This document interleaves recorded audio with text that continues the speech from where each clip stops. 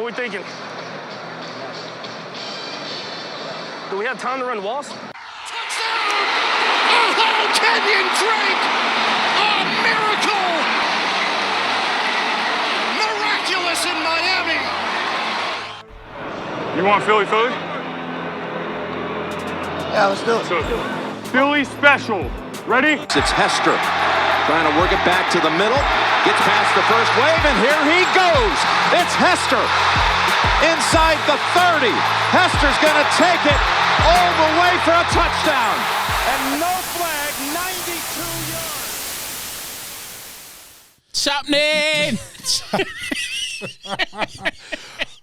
Wow, I'm not even going to ask you, why are you so excited? I fucking know. It's happening. Welcome to Far From Lombardi. Week 5. Cheers, Rob. Cheers, Tony. Well, it's We're only on calls like because fuck you, man. Because it's the only thing in the fridge. There was no water. Yeah, it's all cold light's the only thing cold. Cold light. It's happening. Welcome to Far From Lombardi. This is week 5. Still a bit ropey from the weekend, which was the very first Wembley game. But let's get to how are we anyway? How are we and the boys? You alright? I'm fucking fantastic. Yeah. I'm in a good mood after Tony's regaled me with the story from the weekend. Just get to the news, Mark, and shit.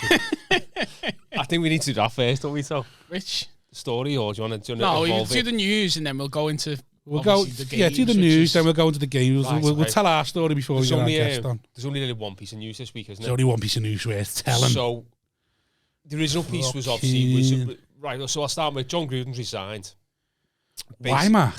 Basically for an email exchange with the ex-Washington president. It'd have to be a Washington. Of course it would be. Connection, do you know fucking scumbags. Scum of the earth. An email exchange. Notice you're not wearing any Washington gear tonight, are you? You fucking rat. Ex-Washington Couldn't be any more plain. I know, yeah. Bruce Allen. An email exchange regarding the NFLPA executive DeMaurice Smith. Yeah. Regarding the 2011 holdout. Yeah. Which is basically a strike. So in it, he made derogatory comments about his lips and called them dumb. Now, at the very best, he's stupid for saying them comments, knowing the connotations of calling a black man with big lips. At the worst, it's a racist comment. He's now to fall on his own sword. He's resigned. Yeah. I felt shit for the players who were asked on the spot what you feel about it, because he all said no comment, didn't he? Your stuff was in rock and a hard place. I think Josh Jacobs was going to come out and say, I've known him for 2 years. He's not that person. But he's almost sort of forced into saying that, because if he comes out and says, no, he's a racist piece of shit, how you're still with that head coach. Yannick Ngakoue, one of the more senior players in that team, basically said no comments, which probably tells it all you need to know. I think no support is quite damning. Yeah. Well, what did you think when obviously you made derogatory comments and I kicked it off everything last year? Never made any derogatory. Which one was this? I can't even remember what he'd done. When I got cancelled. Oh, yeah. This is just right after the Me Too movement. Just arguing with another comic. Yeah, that was it. Yeah, that's all it was. Nothing serious. Yeah, you had made with someone on Twitter and that was it. I pulled the plug on you. Deleted you off everything. Unfollowed him on Twitter the lot. That was when I used to post things on Twitter. Yeah, you back now? I have. I've had a little. Hey, how much do you reckon Mark posted on Sunday? You know while we were away? Do you reckon Mark stepped up and posted anything? Well, I know he posted nothing on Sunday because I had a little check at the last people to post. Pathetic. And the only person to post on Sunday was you posting a clip. Yeah, at least I posted something. And you only remembered that on the train. No, that was planned. Which train? The second train or the first? Planned for the Sunday, that. We'll go tell more about that in a bit. So what's our feelings on Gruden then? I think the instance aside, which obviously I think it's stupid. How old the emails? 10 years old. 2011, yes, so 10 years old.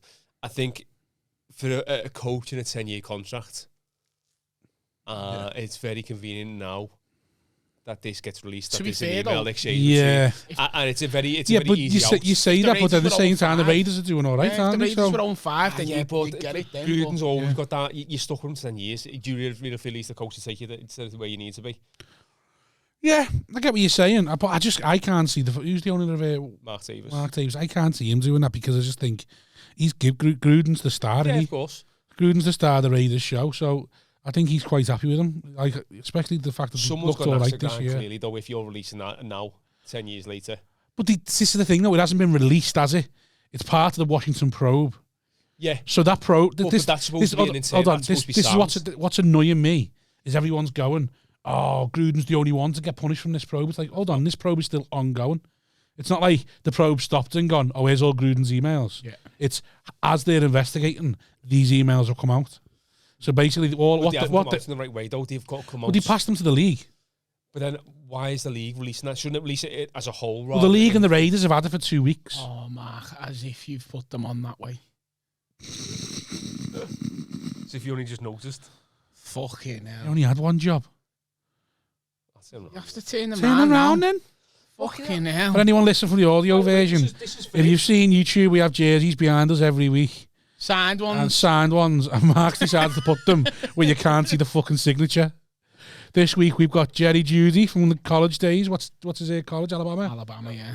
Winovich from the Pats. What's behind me, Tony? Got Darius Leonard there, but... And Darius Leonard from the Mark Colts. still hasn't turned him around. Tony's a fat lazy bastard. You haven't turned that one? Fuck it, Mark. It's fucking behind Smalllands. Who put it up? I'm not getting up. You put it up, come on. You see one.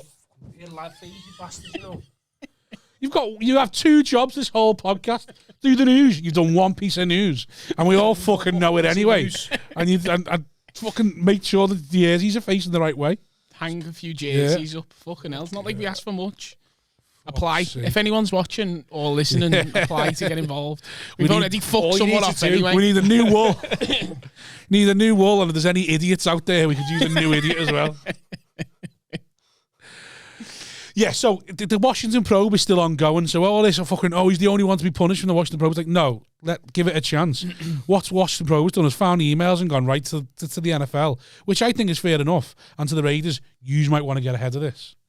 And I think that's what's happened. Yeah, I mean, like you said, he's not the only person to be punished because Dan Snyder. Dan Snyder. I was going to say Zach then. Who's that? Fucking hell, I got someone's name right. Zach Snyder? Isn't he from Saved by the Bell? He's the director, I think. Dan Snyder basically had to give his wife control of the team. Yeah. Because of all this, obviously ongoing, there was talks of misogyny and, cheerleaders getting brought into the team. Well, and, wine and dine. On top of the racist and homophobic comments. Yeah, and that as well. He was also sending Gruden also sent topless pictures to Dan Snyder of some of Dan Snyder's actual cheerleaders. But it all seems to be like the old boys club because obviously Jay Gruden would have been the coach. Yeah. At the time, the old Washington head coach. Oh, yeah. Part of obviously the coaching circuit. Scumbags. Scumbags. So, has he been treated rightly or wrongly? Well, saying that, this is the thing that's annoyed me. He hasn't been sacked either. He's been resigned. He's been allowed to resign, which I think's bullshit because it's basically gone, you save face. Try and virtue signal now by going, I don't want to bring any disrepute to the Raiders. I'm going to step away. The thing for me, that's the biggest thing. He is only resigned because he said it's distracting the team. He instead of just saying, I fucked up, I don't think it's appropriate for me to be... Well, he had 2 weeks. He had 2 weeks to say something, didn't he? And he just kept going. I don't remember what was in the emails. It's fucking years ago. But now the appropriate thing for me should have been, I coach a team which is 80% black men. Yeah. I can't have their respect, stand up in front of them and talk to them after these comments have come out, which is the right thing to do. He has only resigned because he's saying it's too much noise against the team. He's only resigned because it's all come out. Well, yeah, of course, but his comments... Otherwise, he's fucking just carried on. Yeah. Like, he's got his opinions and they haven't changed. Well, that's it. Whatever they are. They haven't changed because otherwise you'd come out and you'd say, well, I'm not going to resign. I actually want to prove that I want to help educate people from the mistakes I made 10 years ago. DeMarcus, what was the name? DeMarcus Smith. DeMarcus. He is actually still in a position for the NFLPA as well. Is he? So again, it makes it more. It just adds another sort of crease to this whole argument on it because it's still a serving NFLPA or NFLPA employee. So how could you have dealings with him knowing that's come out now when you've said them comments about him? Well, as a strong union man myself, unless you fucking try and unionize on me, then I'm what do you mean? There's going to be fucking no one left. Yeah. I think he should have been sacked. I don't think he should have been allowed to resign. Maybe the fact that they've resigned is because It's all to save face. I'd like to know if he gets any form of fucking golden handshake as well. That'd do me fucking head in. Well, we were talking in our group today, and I was sort of during work, I was sort of dipping in and out of it, and one lad started to make the argument that if I was say, Rob, you're bald. Yeah. Being bald is not an association with a race. No one's been lynched for being bald. Exactly. Whereas I think if you were to make comments about a person's lips, especially a black person's lips, it is obviously a racial connotation to that. Yeah. And I think you'd be stupid not to realise that. And that's why I don't think it's anything. It's stupid. I just, you can't be in the position John Gruden's in. Yep. In like the media before you got back into this head coach as a head coach without knowing them connotations, and you can't pretend that it's like, oh, I didn't know them or I was ignorant to them. It's like, fuck off. You knew what you were doing. You were, like you say, old boys club. You thought you could get away with it, and obviously you can't. And then you're obviously a fucking idiot for not knowing. Why would you do it on a work email? Like fucking, it's just fucking ridiculous. And that's when people say, he shouldn't be sacked for just having a joke around or having a go at someone he didn't get on with. It's like, yeah, well, he should be, because he'd done it on a work email, and whether he's at that place of work anymore or not, he's done it in a professional setting, and he deserves everything he gets. It's kind of like if Sky Sports ever come gunning for Rob, the first 50 episodes of this are getting fucking white. Yeah. Too right. Sam Cook's got all them on his phone ready to come back. no video version, just audio, and it's all been deleted. Everything's getting deleted. Every file's been corrupted. Oh, what was your podcast called, Rob? What podcast? I don't know what you're on about. Never done a podcast. You've gone awfully corporate. I've always been professional. Rob's like that, throwing the brown envelopes out and eating everything. I don't know what you're on about. I've always been very professional. Tony Plant, never met him. Yeah. While I'm sitting there just counting the cash. Right, so moving on then. Let's get to this week. And the first game of the week was Jets Falcons, and it wasn't technically a Wembley. What? Oh, well, first game of the week was. Let's talk about the Thursday game then, or before we get into our mishaps. I forgot the Thursday game. I'm going to get all the results up now. It was the Rams and Seahawks. Oh, Rams, Seahawks, injured. Out for a few weeks. You'd think someone doing the news would have mentioned the fact that, star quarterback is out for 4 or 5 weeks. Who spent time in Liverpool. Do you know what I mean? Yeah. Spent time in Liverpool. You'd think Tom married in the Titanic, you'd say. Oh, shit, yeah. I was going to introduce that as part of the game. Yeah, of course. You're fucking pathetic. So now we've got to wait for them to you'll find call out. Me pathetic. You're short unless you're held up by a fucking piece of thread. They're my favourite shorts. We've all got favourite shorts, Mark. Come on. Right, okay. So the first game was Rams 26, Seahawks 17. Did any of you see any of this? Or yes. Watch the game. I watched it the next day. I just think the Rams have the making of the Seahawks every time they play them. I think his record's now 7-3 against Pete Carroll. Yeah. Also helps when Wilson isn't there. But Geno Smith wasn't terrible when he did come on. He didn't lose the game. He's not Russell. Yeah, of course. Yeah, but he's not Russell Wilson at the moment. The Seahawks aren't a good team this year. They're all over the place. The Seahawks are starting to, I don't know, not crumble, but I think they look like they're falling away at the moment. That doesn't mean nothing, though, does it? No, but the worst team in a good division. Yeah. No, I know, but that's like saying the Chiefs. Chiefs are the worst team in their division. They are shit, though. Do you know what I mean? We'll get to them. Yeah, I don't know what more you can say, because it's just the problems that I think Jamal Adams, after paying him how much, 18 million a year. He hasn't had a single pressure this year, has he? He's too. I had something. I don't know a tweet. He's too bulky for a safety now, so he's lost that edge as being a mobile safety. So he's too bulky for safety, but he's not big enough for a linebacker, which he wants to play. So now he's just neither one or the other, and he's not doing either one or the other things. So you're calling him out? No, I just don't. I think you pay. I think if you're paid as the highest, right, you can tackle better than him, so you could call him out. Highest paid safety in the league, you'd expect a bit more from him, especially for the way they're using him as well. I think the only bright sparks for the Seahawks this year have been Metcalf and Tyler Lockett. They're the only things that seem to be going good for them. And it was always level at them, one that they both can't do it at the same time, but they all both seem to be doing it at the same time. At the moment. Metcalf, everyone wondered whether he'd be a one-season wonder, but he's still going. He's still got it. As for the Rams, how we feel about them? I think it was just a blip against the Cardinals. We back on the Rams train. Cardinals are Super Bowl bound. Are we? Cardinals or Rams, one of the two. We'll talk about them in a minute. I don't know. I think they're just bobbing along nicely. Stafford's got them. got them ticking, Annie.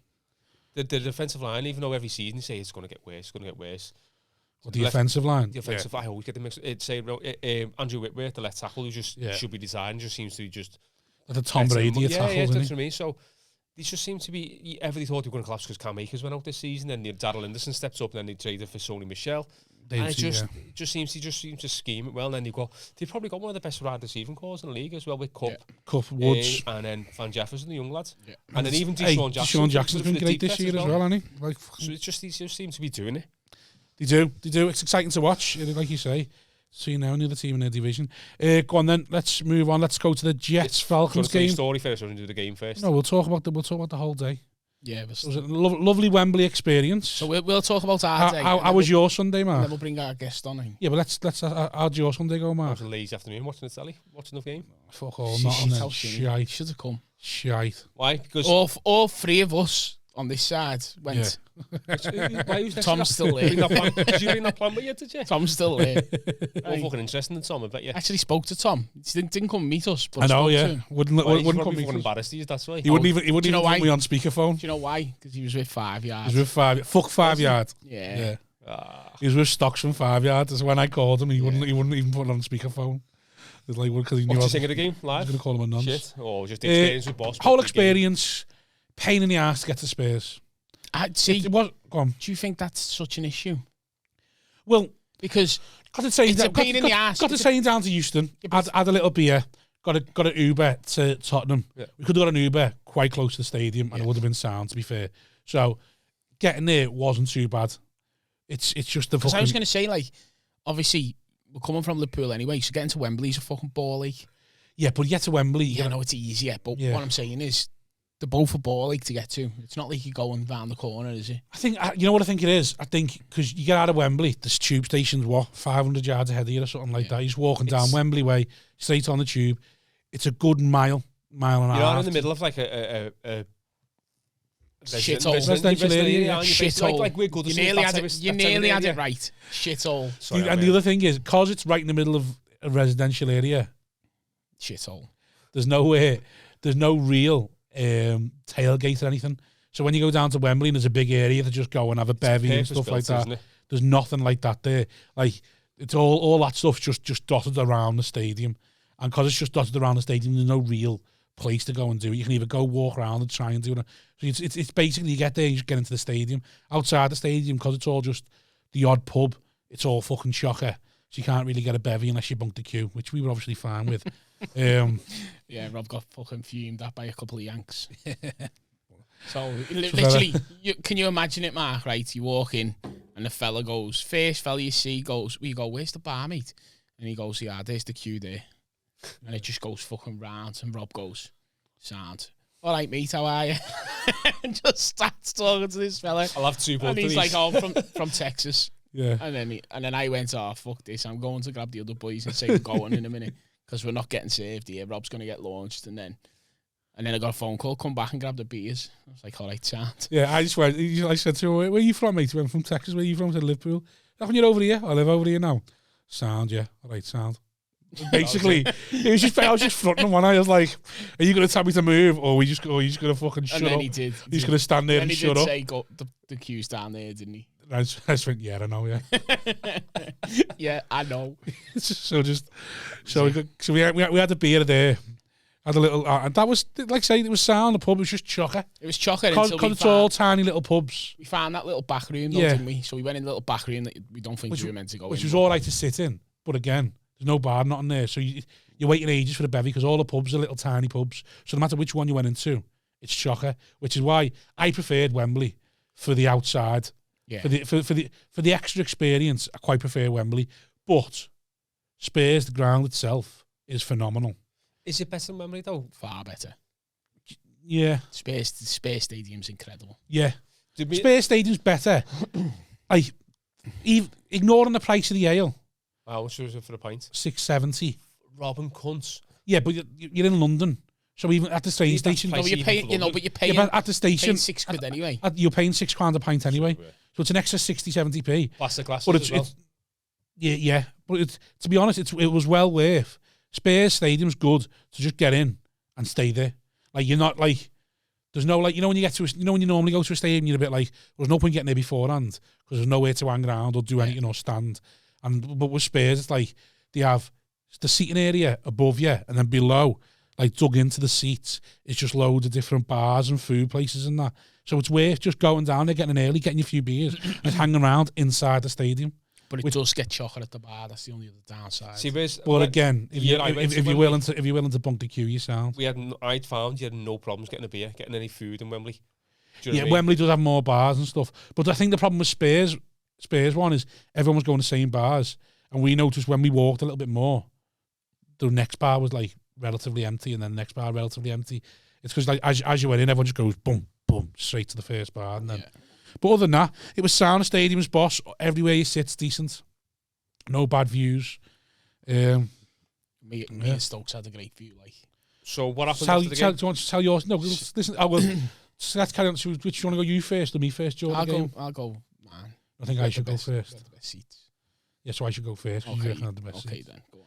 So our seats were a little bit further up, a little bit in the gods. Fucking dead steep. Like I say, there's no bad seat. There's no bad seat. But there's a bad walk to get to your seat. I could tell it was steep afterwards because I seen Rob later on when his t-shirt was just covered in fucking sweat. Man, it's October. It's a bit chilly like as well. Yeah, wasn't when you're climbing upstairs, mate. I was literally sweating like a cunt. And then, so during the game, we were just talking to some lads next to us. There's a lad from Northern Ireland, having a little chat with him. He was sound. There's two lads in front of us from Essex. One of them's messaged us, challenged us to a game of poker to try and get his mate's dignity back, because we were talking about them. They asked, like, our Matty was going, my brother was going, he's got a podcast, and they asked us about it. It's like, just fucking degenerate friends, just gambling and talking shite. And they're like, oh, right. And he's like, because I fucking love a gamble. And his mate was like, I do too. And I was like, let's have one then. Let's have one. What do you want to bet on? So, like, we be betting on every drive, and he just made the shittest bets going. Like, to be betting on, like, I bet you the score touchdown this drive all day, yeah, 20 quid, bam, gone, bam, gone, bam, so gone. What's the NFL? It got to the point, right? Literally the Jets versus the Falcons. I'd won 65 quid off him, and I said, listen, mate, I can't take any more money off you, morally. Did you take 65 quid off him? Oh, I took more. I can't take any more money off you, morally. You can pick any bet you want, and I will take it. Like, it was all just even money. No, in fact, I give him odds on one of them. I said, okay, you must have been feeling good because you never fucking do that with us. Any bet you want, I'll just take it. And he went, and it was on the Jets drive. He went, okay, I bet on the Jets. Like, the Jets are trying to come back into the game. I bet on the Jets to have a first down and then nothing, then a punt or interception. Then a first down, then a 3 and out. That's what he bet on. First down and 3 and out. And I said, okay, Jets. Yeah, this happened to give him for that? At this point, they were on 3rd and 11. So at 3rd and 11, he said, we're going to get a first down here. From 3rd and 11? And then the next thing, we're going to get a 3 and out. And I went, sound. Let you bet on anything. And I literally said to him, I've let you bet on anything, and that's the bet you want. And the Northern Irish fella's next to me just going, mate, are you serious? You sure that's the bet you want? Like, I've watched you get just absolutely taken advantage of today. Like, let me help you. Like, are you sure that's the bet you want? No, that's the bet I want. Sorry, mate. That's the bet you want. That's the bet you want. 3rd and 11. Ding.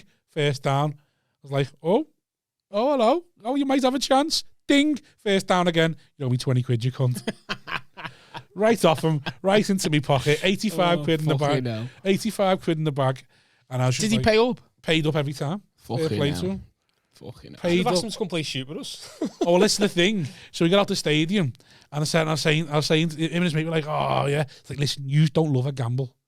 I love a gamble. I just took advantage of you because I love it. I said, I'm all about it. I said, I love seeing the pain in your eyes when you pass me the money. I said, you aren't in it. You aren't there yet. We done the same. It was the same with Tony's mate. Tony took one of his lads down on the train, and he saw it like his lad from Warrington. Yeah, so one of the lads from the NFL UK car breaks group jumped on the train because he lives in Warrington. So Stokes was like, oh yeah, I'll pick you up on the way. You know, he was meeting people in London. So he comes down with us, no problem. And he got on the train. And he was playing shoot, and we were playing shoot, and he took a bit of money off me, and then obviously you know what happens, Mark, when you play shoot. He was playing shoot, Mark, right? And now he'd said to him 3 or 4 times, his name was Az, protect yourself at all times. So it is your responsibility to make sure you are not being taken advantage of. So if you cheated him, basically? Absolutely. Of course we did. It's fucking horrible, that. So have you not explained the rules of shoot for him? Oh, no. He knew the rules of shoot. He just didn't know the rules of watching everyone's cards like a fucking hawk. So, you know, like when you're dealing, you like, obviously... So was he dealer or was he one of the... Oh, he actually shot when me. he was dealing. He shot me and but no, I shot him, sorry. I shot him, didn't I? And I Yeah. won. But when he was dealing, he'd literally not pay attention to what he was dealing, yeah? So he could deal you an ace, he'd deal Jay a king, he'd deal Rob a king. And then he'd carry on and they'd get like a 2, a 3, 4, whatever. And then by the end of it, it'd be ace, king, queen lined so up. you just fucking swapped them around basically halfway through. Yeah. How many drinks did he have before he got on the train? Do you know what the funniest thing is? He's going to watch this. Do you not know this was happening? We told him, protect yourself at all times. Stokesy was even saying, watch people's cards. Watch people's cards. He literally basically said to him, they're all cheating. Just fucking pay attention. And he still didn't. Yeah. And when you said, had he had much to drink? No, because I drank all his ale. Yeah, Rob's all of his ale. Rob come I and couldn't brought say no with ale. fuck all. Our Matty brought it. Sat down next to me. And we got moved straight away. And then he took a can of fucking Heineken off me. And I was like, you cheeky cunt. And then that was it then. He was like, oh, well, I've brought nothing. Yeah, well, I didn't have time. I was a busy man. And then... you're a cabbie. You can literally go to any cabbies shop. not be busy? Yeah, we'll go to fucking Tesco on the way. How many allowance do you cut? Do you know how angry you'd be if I turned up at your house 5 minutes late and told you, sorry, mate, I just went to stop to get some cans? You'd fucking fume. Your head it's all right when would you keep us fucking waiting on the pod your head for would ages. fucking And you're saying I'm wobbling because you've been on a pod before us. You want somebody else to fucking wait. You selfish bastard. No, between jobs. Typical Schadenfreude. Fuck off. I don't have time between jobs, Mark. Get fucked. The industry's on its ass. It's never been so busy. It's not fucking wrong. No, yeah. I fucking walked over from town. Exactly. Get a taxi. Could have warned you that. So, This is end up in Manchester, though. So he comes with some starter priming. So I didn't touch that. Then he pulls out these Club Tropicals, which I fucking love, bit of IPA. Oh, right, yeah. And Stokesy goes, Rob loves them. And I go, I do love them. He goes, do you want one? And just took one out. Yeah, of course I do. And then just took one in the second one later on. And then meanwhile, I'm drinking our Matthew's Coors and Tony's Heinekens at the same time. And also swapping cards on the poor lad. And then he goes, then he goes to me. He was a Bills fan. And he tells me how confident he was about the game, which he had every right to be. Fair enough. Do you want to bet on tonight's game? Now, the first thing we bet on was interceptions for Zach Wilson in the game. Oh yeah, you forgot that one. I said over 1.5. And he went, no, I think it's going to be over 1.5. And I went, sound. I'll have it. So Rob took the bet. So I'll take it. So let him, because I knew. Just 20 quid on the nose. Yeah, because Falcons had no interception. It was 10 on the nose when Falcons had an interception all season. So I was like, sound, I'll take that. Won that bet off him. But then later on he goes, let's have a Bills Chiefs bet. Right, sound? He goes, 20 quid. I was like, oh, I don't know. No one he was there to be taken advantage of. Oh, I don't know. Go on, 20 quid straight up. I was like, oh, nah. And he's like, we're going to beat, yeah. And I said, all right, sound. 20 quid straight up. But if the Chiefs win by more than the score, I get 3-1. You owe me 80 quid if Chiefs win by more than the score. All right, sound, yeah. Shook hands. And then I said, you do realise you never got that back, don't you? You just give me it and you haven't got it back. And he just went. That was like where you finally should start twigging. You've been playing games with us all day. You know that fucking Rob's very, very coy when he says anything. Keeps a lot of things back here, and then he'll bet. And you've got to always make sure that the wording's correct. Otherwise, you just fall down that trap, don't you? Well, obviously, Az fucked up. So Az could have been 80 quid up. He literally could have been sitting here 80 quid, well, 70 quid up because he lost the Zach Wilson bet. But he's fucked up by never going, well, I want it back. How he's let you, how he's agreed to a bet where you're getting Chiefs 3-1. When Chiefs are favourite at home, fair enough, both even teams going into the game. Yeah. And he took 20 quid, just even money. Because when you're sitting there on a train, drinking, gambling, it slightly goes over your head. But he should have asked for better odds. If you're not involved with Rob Thomas and you don't know him and You've you're not been betting stung with before. him, then you don't know that he's a fucking scumbag. You Well, just we all know that. assume that he was giving you The the same bet. bet. But obviously, we all know Rob doesn't do that. Straight away.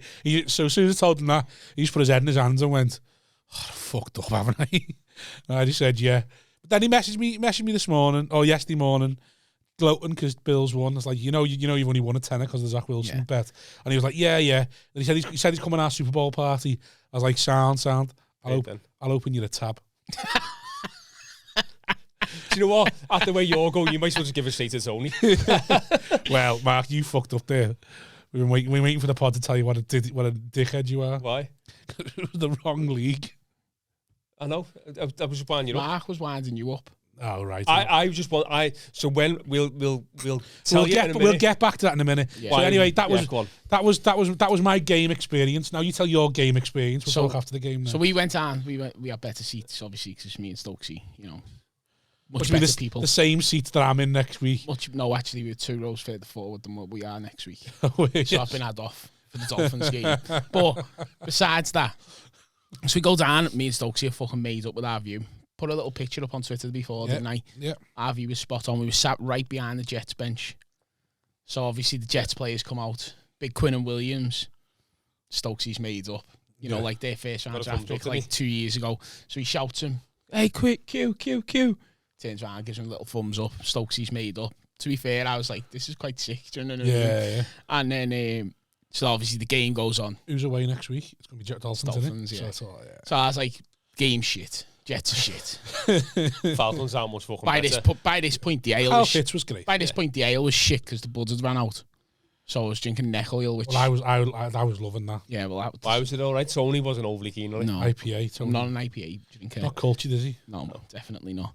And Little palate. so then anyway, at the end of the game, me and Stokesy were like, we'll just stay here for a bit, because we are right at the front. So we'll just move down and we'll go down the front a bit.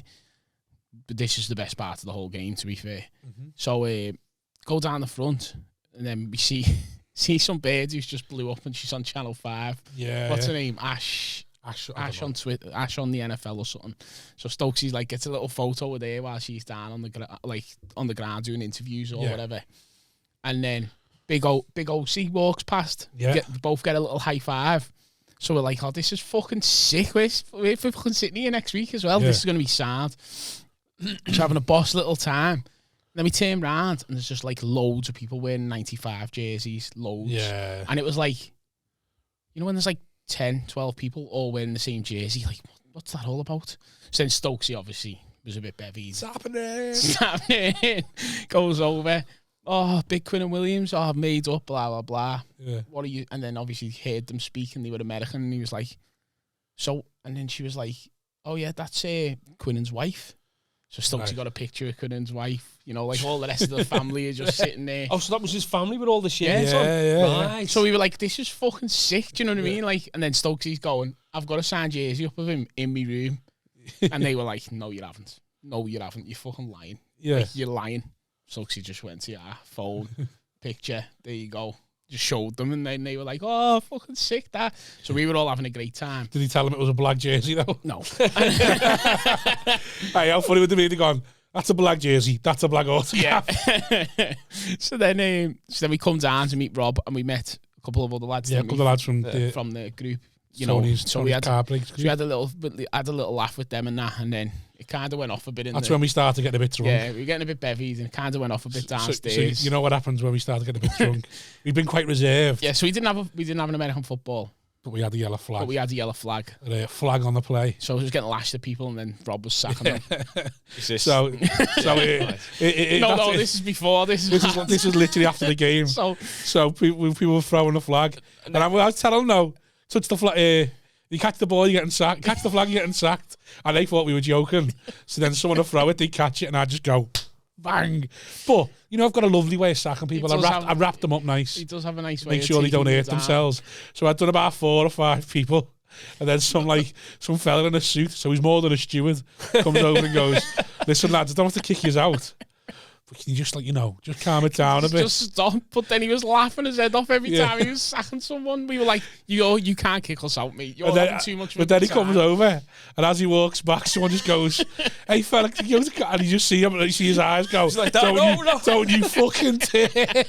I was like that, creeping on him, pretending I was going to do it. And then some fella walked past, didn't he? So it was Green Bay. Was it Green Bay? Was it? Sayers. Oh yeah. Oh, Green Bay Sayers. There's an ex-player called Sayers on a Green Bay. Right. So we were all just screaming at him. So he's a Yank, and he was walking past, and he said something like he's just having a go. Stokes, he went. Did he run out of Greg's tops? But I was like, but I didn't see that he had Sayers on the back of his jersey. He wouldn't have got that. You know what I mean? No, but so I was like, what the fuck? Then as he walked past, you just seen him have Sayers on the back, so we're all fucking crying, laughing. But his mates got it because they were laughing, and he was just there going, "Why is everyone laughing at me?" Like there's like 10 of us all just fucking crying, laughing. I had to put my arm around him and go, it's a bakery place. Fucking and he was like, oh, okay. Because all his mates were calling him cheese and onion and shit like that. So the ground was, like I say, the ground was good. So then we went outside. But I was a bit late because I was having an argument with another steward about bringing me bevy out. But apparently, when I went outside, there was another lad from our group who brought his son. Yeah. Right, so his son's only a kid, like little. It's about 11, 12. Yeah, 11. Like so probably just started high school. Dying to meet Tony, he was. So what did Rob do? He's from the car place, is he? Well, his dad is. Yeah. What does Rob go and do? Sack him.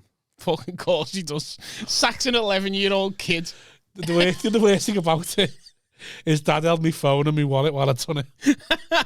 I gave his dad my phone and my wallet. He went, "What are you doing?" And he went, "You know what I'm doing." Because they just told him he sacks everyone. And he went, "You know what I'm doing, but don't worry, I won't hit him." And so I just fucking took him down, cradled him nicely. To be fair to the kid, he was laughing his head off. He was made up. When I come down, he was made up. So obviously you made. Imagine seeing your mass just hurtling towards you when you're fucking 11-year-old skinny teenager. You don't see me, Mark. I'm fucking sneak. Oh, fuck off. Told you I'm a defensive end. Size of you. A sneak. I'm fastest man alive over 5 years. So should we bring our guest on now? No, hold on. Let's finish our story. And then we'll go to the game. Okay. So then we walked to Seven Sisters, about a fucking mile walk, pain in the arse. What's the Seven Sisters, that road? That's the tube station. I think did we lose? We lost at that point. We ended up getting a taxi. Did you? I think. I don't know. I can't really remember. We got the tube. We got the tube, but we lost them at that point. Met up again at the station, in the pub in the station. Then we had like an hour and a half for our train. So you thought? No, we had an hour and a half for our train. Yeah. And then our train gets delayed. So we had 2 hours. At which point Stokesy goes, I think I'm going to get the Manchester train and just... Why was he going to go to Liverpool, though? Why was he going to go to Liverpool? He was booked on the Liverpool train. He was booked on the train to come with us. And go to his mum's. That was the original plan. And then he was going to get off at Runcorn and get picked up. And then he goes, as soon as the delay comes in, he goes, yeah, I think I might get the Manchester train, you know. So you're like, oh, yeah, all right. At this point, Tony's not there. I think he's gone for the pussy or something like that. Or, yeah, but he went to use the facilities. Use the facility. He went for a shite. And then she goes, all right, see you in a bit. So he gets off. Tony comes back. Tony goes, fucking hell. I'm like, what? He went, the cunt's bought it on the business account. Yeah. So he bought himself a new train ticket on the business account to get home. And you know what? After Snide and everyone. I forgot about that yesterday. I only just remembered that because I knew where you were going there. So I was like, I said to you when I go, cheeky cunt, we've just said we're not going to spend any more money on the business account. About 3 seconds later, there he is, fucking dropping. Just getting notification. Dropping fucking money. I was like, yo, you fucking bellend. So he fucks off on the Manchester train. So then there's 4 of us who get the Liverpool train back. We're waiting for the train. Like say says. So we're still in the boozers. Then we start telling these other couple of lads. Start just bullying people. Go bored, drinking more, and then our train suddenly goes from 21:51, which was half an hour late, to 21 something. Oh no, I don't know if it even said anything, but it said you got a platform. So we went, oh yeah, we've got a platform now, boys. Let's head there. So as we're heading there, I was like, I need a piss.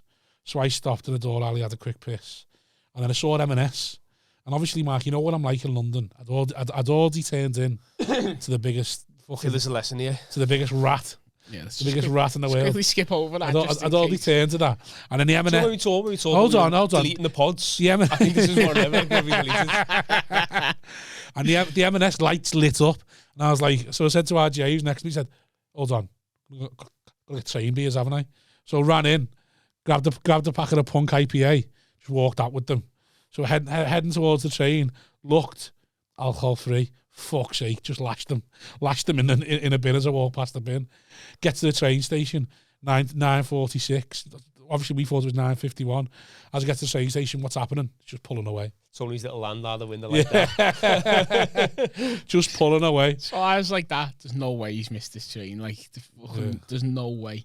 So I'm sitting there on the train with his Matty, just fucking pissing myself, going, he's fucking missed it. He's going to be fuming. He had no kip last night. He's got to go to Manchester now and figure out how to get back. We didn't even know I was going to Manchester at that point. I literally just walked. So the next train and the next platform was going to Manchester. And I said, Jay, come on, we'll get on that. Just got on it. And then he texts me. I'm going to have to read it out. Where are you? Fucking brilliant. Where are you? And he sends the pictures like, fuck's sake, we're about 30 minutes behind you. Hopefully we catch up. So what train did you get on then? It was a lot fucking worse than that. What train did you get on then? Yeah, so I sent him a picture saying we're just past Milton Keynes. And then Rob texts me saying we're well behind you, hoping that we catch you up a crew. Otherwise, this train manager's getting knocked out and I need to find a way home from there. The train manager's doing me head in. Because we got on the train. And I said to him, listen... Another Manchester train. The train manager from the Manchester train was doing me head in. Because on the train, he goes, listen, mate, here's what's happened. Train said 9:51, got there at 9:46, pulling away. And he goes, yeah, well, if it's a late train, he just do a quick turnaround. I was like, well, where's the sign that says quick turnaround, now leaving at 9:46? And he said, no, you're expected to be ready to go from the minute the minute the train's delayed. Like, why have I got to be expected to be ready to go when your train's delayed? It's like, what do you want me to do? Just sit in the platform like an absolute tit getting cold. And he was like, well, yeah. And I was like, well, that's not my fault. That's your stupid policy. And then he's going to be right, okay, well, I'll see what we can do. And he goes, we might be able to catch this train here, might be able to catch that train there. And then turns out the trains he's on about catching don't get into Liverpool till 6 a.m. anyway. So he's going, oh, yeah, we might catch this train at Crewe. And it gets in, that's meant to get in at 9:16 or something, oh no, whatever it was, 10:16. 11:16 to 12, something stupid like that. So we might, but where'd you in at 12:16? But that's due in at 12:12. But we might just beat it. So he just beat it. He can get off and jump on that one. I'm like, oh, that sound.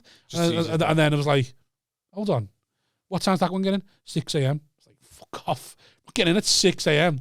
So I'm there arguing with him, expecting him to go something like, oh, we'll get you to Crewe and get you the taxi from Crewe or something like that. And he's just being like, nah, I could kick you off the train, mate. I'm like, it's your train's fault. He's basically going, he's acting dead smugly, he's doing me some sort of favour. Yeah, he's going, basically, you haven't got a ticket, mate, so I'll just kick it off next stop if you want. Yeah, so I'm sitting there. So we just dived in the first carriage, happened to be first class. So he walks off, comes back again, and goes, here's the options sort of things, and like, we might be able to get that, might be able to get this train. And he goes, yeah, so it's on you, like, basically, usually what you want to do, sort of thing. I was like, all right, Sammy, well, yeah, we'll see what happens. And then he goes, oh, by the way, move. I was like, what? He's like, yeah, you're only sitting in first class. I can't leave you here. I was like, the carriage is empty, mate. I was left in first class. The whole carriage was empty. And he goes, I'm letting you on the train. I'm not upgrading you as well. Oh, me and Matty are just fucking you could just kip on in first class on the steam's coming through my ears. His face, you know. And I'm just thinking, what if I hit this fella? I'm not getting home. And I'm just sitting here thinking I'm just going to get to Manchester and just punch you straight in the face as soon as I fucking see you. And then I think he must have known that, because as soon as he got to Manchester, there's 4 transport police there. Not like they weren't waiting for us, but you know, they're just waiting by the train. I think he's probably thought, just because at one point I went to go and see him going, right, what's happening? And like, you know, they have that little sort of desk and that little seat. Like that, fucking leaning over it, wasn't I? Like a fucking big gorilla. Right, what's the scores here? Big what's happening? Gorilla in his face. What's happening? And an Avanti repaying me taxi home or what? And he was like, well, you can try tomorrow and see what they say and all that shit. So I was like, oh, you'll fucking do my head. So in the end, I just like got back to see, got to Manchester. Had to get picked up in Manchester from by my mate. My mate brought us back home, cost me 70 quid to fucking get a taxi home from Manchester. Rob on Twitter the next day was like, Avanti Twitter, do you know who I am? I haven't yet. I bet you did. I haven't You're yet. fucking playing that. But Do you know I did I say am? to the train manager, I've got some high-profile friends, you know. Fuck off. Got some high-profile friends. Like fucking Gary Neville's been moaning about Avanti and they're not fucking hard. Like they're going to do anything about me. Do you know I am bottom of the bill on fucking Scotland cards? Hey. Bottom of the bill on hot water. So that was our experience. It's a private job. But we'll have to put it on Twitter later. Yeah. But so that was my experience. But I still think it's better than Tony's because I didn't walk home. I got a nice warm taxi from the station all the way home. And it only cost me everything I'd won off that lad on the game. So in the end, I was even for the day. So I wasn't too bad. I wasn't harsh. But yeah, it was just fucking annoying. Right? So should we get into the game now? Yeah. And we've got a guest to get into the game with. This is from UK NY Jets. So Tony's organised this. What's her name, Tony? Olivia. Hello. Hello, is this Olivia? Yes, it is. Hi. Hello, Olivia. You are live on Far From Lombardi podcast. Thank you for joining us. Please do not swear. No, swear all you like. You're fine. No, thank you for having me on. Can't wait to get stuck in. No problem at all. So, first of all, what did you think of the experience in Spurs? The experience was brilliant. I highly recommend it to anyone who may have been a bit cautious this year about going and maybe looking for future events. You know, any Jacksonville or Miami fans or any neutral fans going next week, get excited because it's just on another world. You know, you get to see live football, an actual game, the experience before and after. It's just very well organised, and you know, it's nice to have that energy back, especially in the NFL UK community. So yeah, I have nothing bad to say about it. Brilliant. Well, when we've been to quite a few games, and we always like remark about how it's just a festival of football. But that's normally because I don't think one of our team. Well, I'm the only one who see my team there, and they weren't my team at the time. Tony's a Dolphins fan who's sitting next to me. He's the one you spoke to today. He's going next week, so we'll see his team for the first time live. What was that like? What was that having your actual franchise over there? How did that feel? Yeah, it just added a different dimension to it. So it was my first time in London watching a game. I have been over to the MetLife and seen a league game there. So the experience are completely different, but brilliant. Yeah. But it definitely just elevated the day a lot more. So the pre-game meeting with all the Jets fans, and you know, there was a buzz about the place, just walking up to Tottenham and the stadium and seeing, you know, posters of Zach Wilson, CJ Mosley, and you know, seeing a ton of Jets jerseys, even seeing Atlanta jerseys. You know, it's just, you know, it just felt like that buzz and that spark was there just to have out to watch the team play. You know, the result, obviously, we'll get onto that, but it wasn't the greatest. But to be able to see it, you know, it was even in hindsight, it was just a brilliant experience. And, you know, like I said, Dolphin fans, Jaguar fans, if this is your first time next year, no matter the result, you'll enjoy it.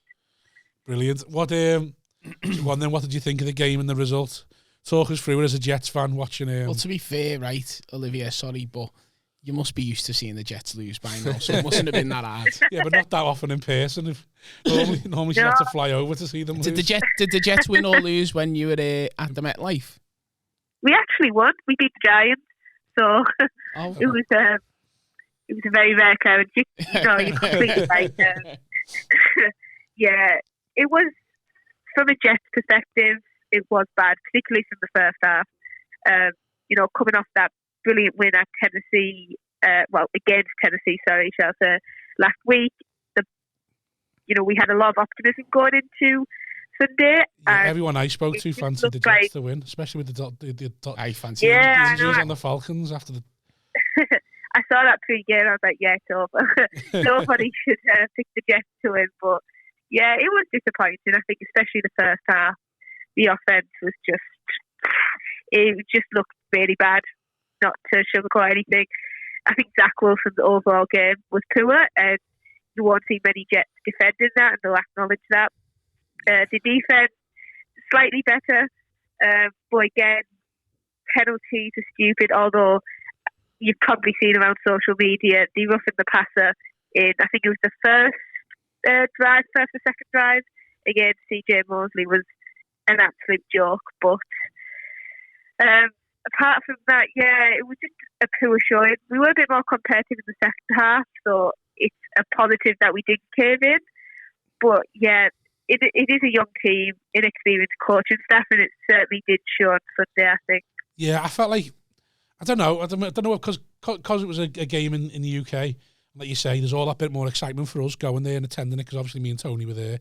I felt like the Jets, not bottled it, but there was a 4th and 2, 4th and 1, and they just never went for it and punted, and you just kept thinking, go on, just have a bit of willing about you, sort of thing, especially like behind on the crowd, international stage. Yeah, and when you've got the crowd behind you, like obviously if you start going a bit slightly more adventurous, you'll get more reaction from the neutrals who are in the ground. Because the neutrals were cheering every point, like, and every big play, and you just felt like there's a couple of times, because them 2 punts as well, Falcons scored off the next drive. Yeah, you need to kind of like milk the crowd, don't you? So like get involved with the crowd, see that they're going to build up, and they'll support the team that's actually playing more exciting football. Yeah, the team that takes the risks, they'll all get behind, and I felt like the Jets just weren't willing to do it, and it was. I can understand from Salah, because obviously he's a defensive coach and he's in charge of the defense, and there's probably a bit about him where he thinks, I trust myself and I trust my defense over the offense at the moment. Funny to say that. Before the season, going into the start of the season, I think we talked to Tom, our friend, and we were saying about how such exciting the Jets offense was going to be. They said obviously there was still Mims from last season. They signed more this season. There was Carter. There was to see Zach Wilson on the centre and the offensive line. But then that's been quite underwhelming this season. And the defense, who was struggles with the secondary, they lost Carl. Is it Dunlop? Carlos Dunlop, the defensive end. Not Dunlop, sorry. Carl Lawson, sorry. Yeah. Defensive end to an injury before the season. But defense, watching for the first time live this season, the Jets, they looked really, really on it. Do you know what I mean? They looked aggressive. The tackles were flying in. Do you know what I mean? They looked the better unit out of the two, I think. What did you think as a Jets fan? Do you think he should have took more risks, or do you understand why he's gone defense first? Yeah, I think your comments are totally fair, to be honest. Like I alluded to previously, it is a very, very inexperienced coaching staff, and I think that is definitely showing. And when Robert Saleh was forming his coaching staff, I feel like he should have went for a bit more experience. I feel like that experience in situations where it is the fourth quarter, and we weren't out of it, to be honest. Like, the second half, we did bring it back a bit, and I feel like maybe if we did show a bit more adventure and a bit more kind of creativity, especially with the personnel we have, we potentially could have stole the game, but that's a big if. And yeah, I totally get your point with the personnel. That, as a Jets fan, and I think a lot of Jets fans are really frustrated at that at the minute, not getting Elijah Moore, Denzel Mims into the game as much as they should be. And I think, obviously, just completed the 5th game, I feel like Jets fans are not totally, hypercritical of Salah, because, again, inexperience, the offense is still bedded in. He is a defense-first head coach, but they're definitely looking for that change after the bye week. Yeah. And it's that hope, just that, LaFleur's looked at the tape, he's looked at where he's went wrong, because our OC has had a lot of criticism, rightly so, in a lot of cases.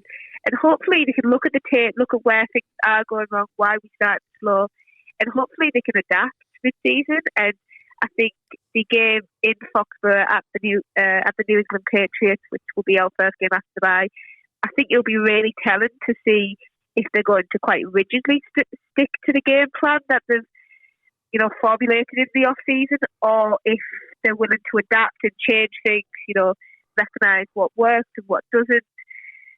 So I think that game will be interesting.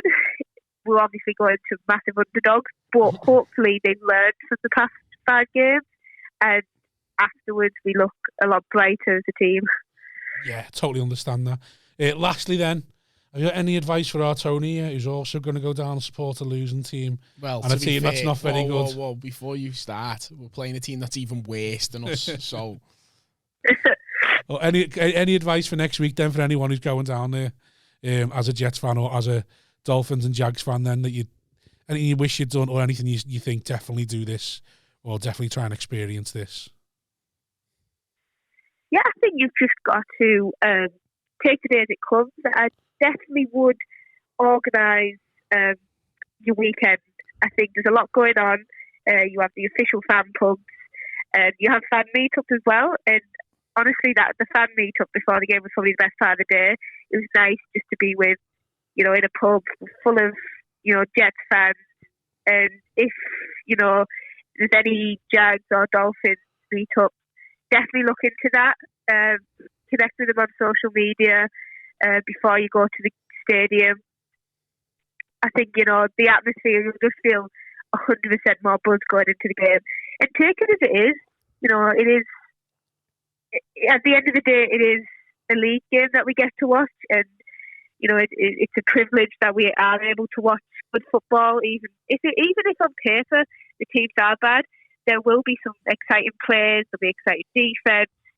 So people mock the Jets of Atlanta comparing it to, Burnley, Norwich. But it was an exciting game for the neutral.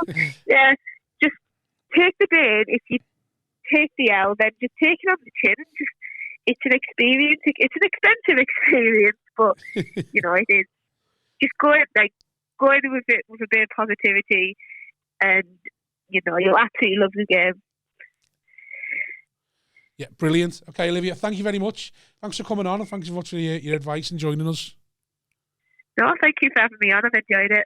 Cheers. See you later. Speak to you again soon. Ciao now. Thanks. Bye. Cheers, bye. I can't wait for Olivia to watch this back on YouTube and say, I know, yeah. Because he is shit with names, it need to be fair. It's never been as good, strong as she's seen the podcast before, she'll know. She'll know of anything, that's a compliment. Right, so go on then, move on to the Sunday games. Should we just quickly flick through all these? Let's start getting through these, So, next one after that was Texans nearly giving the Pats a bit of a scare. Again, Pats just... when are the Pats going to start turning up? I don't know. It's like... This wasn't a case of hard-working Texans, was it? It's a case of the Pats again just being terrible. It's mad, isn't it? Obviously, Patriots 25, Texans 22. Texans should have won it. Texans were so far ahead. Davis Mills looked like a fucking whale beater in that game, which was mad. It's weird the way Belichick's able to make Brady look ordinary and then makes Davis Mills look like a fucking superstar. Yeah. Next one up was Vikings-Lions. The Vikings just scraping through 19-17. Again, they were fucking lucky as fuck to win this game. I think it was just two average teams. I think Lions probably punching above the weight of it, and the Dalvin Cook was out as well again, wasn't he? Yeah. So, and you know what? One thing, just when you mentioned Dalvin Cook, what I hate about NFL is, in football, English Premier League football, if the player's out, he's out. Yeah. Dalvin Cook until 15 minutes. I'll go and get a shower, have a beer. Sit down on the couch. I know where this is going. Right, Mark's obviously got Dalvin Cook in his fantasy team. So go on, Mark. You gotta get a shower, get your beer. Right. Yeah. I would say, Jane, you finish clean up. I'll go get a shower, come down, get a beer, sit in the couch. Fucking sexist, that isn't it? No, do you mind finishing fucking clean up? You fucking clean up. So, no. I'm going for a shower. So I said, you're getting cancelled. Come and bathe me afterwards. Fuck off. Don't twist me. Pass me beer. Pass me a cold beer out the fridge, woman. I checked my fantasy team. It was still questionable points. So I thought, you know what, even if he gets 15 points, better than put the fucking shite out of him bench. Go up, get a shower, turn the NFL on. He's out. Talking to the Lee, one of Tom's mates in the group. Better than having Dalvin Cook on your bench on your team because he's playing me. He's got his hero. I was like, what? They ain't winning fucking the penny drops. What are you about? He's being reeled out like 2 minutes before the game. Fuck off. Why just say he's fucking out like a weekend before? Do you know what though, Mark, right? Did you win? No. I wouldn't have won anyway, like. That's where it was going. So that's where I was going to end up. So how many points did you lose by? I got blew out by about 50 points. Yeah, so unless Dalvin Cook went right off. Yeah. Next one up, Eagles showing up against the Panthers, 21-18. No, the Eagles didn't show up against the Panthers. Sam Darnold seen ghosts. Again. Well, the first one was though, all second half. Sam Darnold first. Jalen Hurts was shit the first half. Yeah, the Panthers went in with a 9-point lead. Free picks. All the Panthers had to do was keep the ball, defend it, play well, and they just fucking... This wasn't a case of even Jalen Hurts coming doing well. No.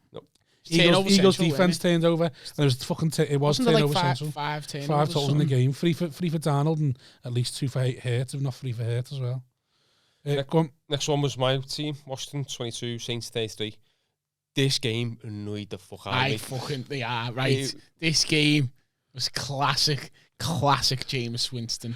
Right. Interception on first drive. Right, yeah. Second drive, 60-yard bomb. So it was more than that. I think it was a 75-yarder. Our defense finally decided, not defense, the whole defense, the defensive line decided to set up. One of the first plays, he gets the ball punched out of his arm by Chase Young on a sack, and then Daron Payne picks up the fumble, goes back, but then we give it away straight after that, so it was fucking pointless in the first place, you know what I mean? But like Tony says, you stay away for a sec, and he threw a fucking 75-yard bomb. It was great, because he literally... was blown coverage on our part. I was watching it on the highlights, because obviously, you know, didn't watch it live, couldn't. But so I was watching it, and it come up like Jameis Winston's like stats, so it was like interception, touchdown, like back to back. So it was like interception here, 75-yard bomb straight after. He done it twice, and it was just like frustrating. And then Tyler Haneke, for as much as I think he's done brilliant to come in and to be retired basically last season to be an NFL starter, he's got a noodle arm. You know when like Mahomes throws that ball or Josh Allen and he fucking launched out of it, and you think sometimes just take a little bit off because the players can't. He throws it, and it's just like, you know, when you play balloons as a kid with your mates, and you're in a party or something, you're waiting for it to come down, it just floats. You're thinking someone's going to intercept this, someone's going to intercept it, and he's thinking just fucking throw it properly. But then there we go. So Mark's the best tackler in the NFL. Now he's got a strong arm like Mahomes and Josh Allen. You want to go your ex-safety Bobby McCain for Alvin Kamara's running touchdown. Well, also, can we also point out that Alvin Kamara isn't a giant, and he's no DeAndre Hopkins, but yet he still won that ball in the end zone with just 3 of them surrounding him. Jameis Winston with another throw of the day, another one. he's just fucking Jekyll and Hyde, that fella. Jameis Winston, that's what you want, isn't it? So go on, next game. Next game was Titans 37, Jags 19. Probably could have seen this coming back. Exactly. Derrick Henry. Derrick Henry had the game that we thought he'd have against the Jets, 3 touchdowns. I think 170 odd yards, something like that. Next one was Bucks 45. Not injured just yet. Yeah. 3 more games to go. Bucks 45, Dolphins That 17. was the bet we had. I knew we had the bet in the pod, but I knew it wasn't a fancy bet. Going down for the season, only before 5 games. Right, he is. I knew we had the bet in the pod, and I knew it wasn't the fancy one, but that was the only thing I played. Because what's happened, right? Tony's twatted me in a fancy league. It's got nothing to do with this podcast. Shut up. Tony's twatted me in it. Right. How many points? And then so Mark put up. How many points? What, 180? 187. 187. 187 points. That's like the same as what Mark scores every week. And I beat you by 187 points. Anyway, so fucking Tony twats me in it. So Mark puts up this morning. Yesterday morning. Hey, didn't you rob of a pound a point on this? And Tony goes, yeah. And I'm going. Tony knew what I was on about. I knew Tony was. Didn't you question yourself? Yeah, but no, but I knew Tony didn't know. I didn't know if it was one of your autisms where you'd remembered something that I didn't. And I was there going, surely I haven't given that bet. That's not like me. I don't give away bets that aren't in my favour. And I was sitting there going, he's predicted to beat me by 60 points already. There's no chance I've given that. And it's just in me, and I'm just there in me. I go, no chance, no chance. And then he was like, yeah, it was on the pod. So I was trying to make one of them cunts listen to the pod. I knew that's what you were doing. I said, I haven't even got this bet on. I said, but I know for a fact he will not listen back to it. I was like, he will not listen back to the podcast to find out. He'd rather someone else do it and then go. So my thinking was, I woke up Monday morning, do the school run, and Tony starts texting about the night before because Tony's up for work. And me and Tony the only ones chatting because everybody else is either on. Well, my phone was off because I thought I'll watch the Chiefs. Yeah. I'll do my school run, then watch the Chiefs after it. So we're and then halfway through my school run, I was like, can't be arsed waiting. Just fucking bang the Chiefs on my phone. We're texting back and forth. And how's it go? Rob Mr. Stain, blah, blah, blah. Yeah. He was down in fucking bets and everything. So I'm pissing myself laughing. So I thought, you know what the best thing? Rob wouldn't know. I'll screenshot his fucking the score for me. 200 quid down off that score on top of it. And I imagine you being a grumpy cunt after the night before you. Oh, yeah, I was. And then Tony straight away knew, I know what he's doing here. I'll back him up. And I was like, fucking boss. Well, I knew Tony didn't know. I just didn't know whether I'd forgot something. So that was the only bit that made me question myself. Right, so go on, moving on. Yeah, so Bucks 45. I think Dolphins 17. We done this one, didn't we? No, we never. Did you see anything about it? We said last week that if there's any team that's going to be able to do to the Bucs what the Patriots did, it'd be the Dolphins. Dolphins look shit What this happened? season. Just fell apart this season, haven't you? I don't think it helps the Brissett's in there. Do you think Tua would have done any better? I think He's still holding out some hope. I think we literally we're crying out for him to come back to give us any sort of kick up the arse. I think it's too easy at the minute. You need some sort of spark. Yeah, and I think if he comes back, and obviously he's meant to be back this week. Yeah. Now I wouldn't have played him this week. But the thing is, it's a bye straight after, isn't it? You've got to, yeah, and that's why I wouldn't have played him. You would have let him have the 2 weeks. So obviously, if we'd have beat, what's his actual injury? He cracked a rib. Oh yeah. So if we'd have beat the Raiders, the rib took out. If we'd have beat the Raiders, which was close. Yeah. Colts, close. Yeah. If we'd have won them 2 games, it's a very different season. And we were playing the Jags, I'd have went just rest him. Yeah. Just tell him to stay in America. Don't bother coming over to England. Have your 2 weeks extra break. Yeah. And then come back after the bye and then get after it. Yeah. However, now we're 1-4. You're playing the worst team in football. You can't lose this game. So he's got to come in and play. Got to. Understandable. Yeah. I mean, from Bucs' point of view, but I think Evans, Brown, and Godwin all went for over 100 yards. Bucs just done what he's done. Tom Brady threw 5 touchdowns, and I said... He went over 400 yards himself. Well, I said last week, Tom Brady normally throws picks against the Dolphins, and he didn't. See, I mean, your offense was never ever going to be the strong point this season. It was always going to be your secondary. But they started all right, though. How long did you lasted? Second half, then he just got bowled. Second half and that's basically we've been in games, but this one we weren't. Yeah, you just went in late enough. Next game, Bengals looking competitive again, 22. Bengals are showed they're here to stay. They went into overtime with the Packers. Mate, this is the best low scoring game I've seen. Oh. And when I say low scoring, I mean like neither team getting to 30 points. They just fucking bombs after bombs after bombs. So Jamar Chase is incredible. Devontae Adams is incredible. 5 field goals got missed on the bounce. Yeah. They reckoned apparently there was a bad side wind. The ball was just going like that. Do you know what I mean? At some point. The end of that game was. I'm waiting for Mark to tell us how the kickers fucked up and how he'd do better. No, what you need to do is put the fucking foot through it.